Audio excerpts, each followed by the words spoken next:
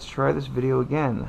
My first attempt, the file cracked corrupted and I lost it over. So let's start over, and actually it's going to turn out to be a good thing because there's a lot of things that kind of were unnecessary.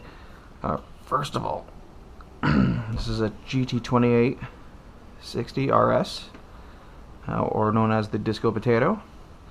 And the first video I was going to attempt to take the compressor housing, rotate it 180 degrees so that way the output was going straight down. That would better connect to Flying Miatas intercooler system. Turns out I can't do it. Ends up the thicker bosses here interfere with the bracket, so you end up not being able to get the actuator bracket back on. So you really can't do it. I wanted to also move it away because I don't really like how this is so close to the exhaust manifold. You know, the silicone is going to be real close to a high source of heat, so I might have to make up some sort of heat shield for this. But this is the hot side. Oh, sound like here's Flying Miatas cast iron exhaust manifold. I actually like this a lot. The machine work was a lot better than I even expected. Looks better than what you'd probably find in most OEM cars. I mean, real nice smooth. All the edges are broken. They slit it so it, you know, helps absorb a lot of heat expansion that a lot of times can crack manifolds. Big volume log. I mean, you can't see here because I had it off, but you know, the runners all kind of come together almost like a dual scroll. So it's like a semi-dual scroll, but still very open and cavernous, so it really kind of takes the shock wave out of each cylinder and kind of softens it before it goes into the turbine. Reduces a lot of vibration in the turbine, and that helps with its longevity. This is a knockoff, one of those eBay turbos.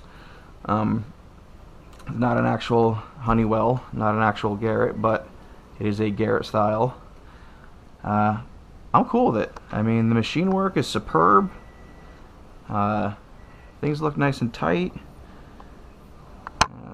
The wheel spins nice and freely, even for a journal turbo. Very solid. Looks good. I mean, it came in the box, everything nice and sealed up, real professional. And once again, you know, turbochargers have been around for over 100 years. They're actually very simple to manufacture. The hardest part is balancing them, but they are literally cast iron technology. Nothing too fancy. No reason why, you know, a small upstart company can be making these things. They are not some super high-tech thing that's only limited to advanced corporations. You know, perfect example of free market here. Why pay $2,000 when for a couple $100 you can get something that's equally as good? Chances are a lot of these components are probably the same thing that Garrett is using, but you know, you're not paying for the name brand.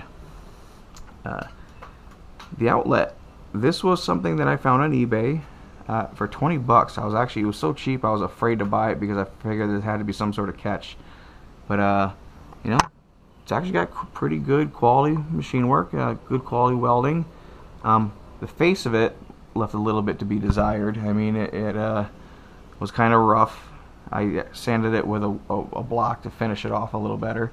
But it's got a V, you know, obviously V-band here, going to a 3-inch 90-degree elbow that I got from Exotic Speed Canada.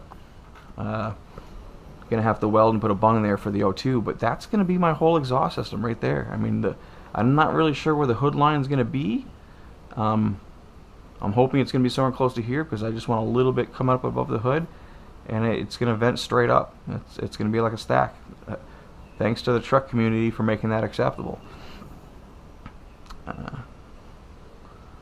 Other than that, I'm pretty happy with what it is here. Should sound awesome. This is going on a built 1.6. It's actually a 1.7 after 79mm pistons, but this turbo isn't expected to even spool up until about 4,000 RPM, and you know, it's going to carry boost well into the 8,000 RPM range. Don't really want to go above 8,000 RPM. with our Miata motors. They you get a lot of crankshaft twist, a lot of harmonics problems. So, you know, 7,500, 8,000 RPM is the max. Camshafts are going to be replaced to match that. You know, a lot of forged internals, a lot of good quality hardware, but small displacement, high RPM, keep that air flowing, lots of it. But yeah, I have a feeling that this thing's going to be pretty wild. So if you like what you're seeing and you want to follow more, please subscribe and the little bell, and by all means make lots of comments, ask lots of questions. I'll try to answer them all. Alright? See you guys around.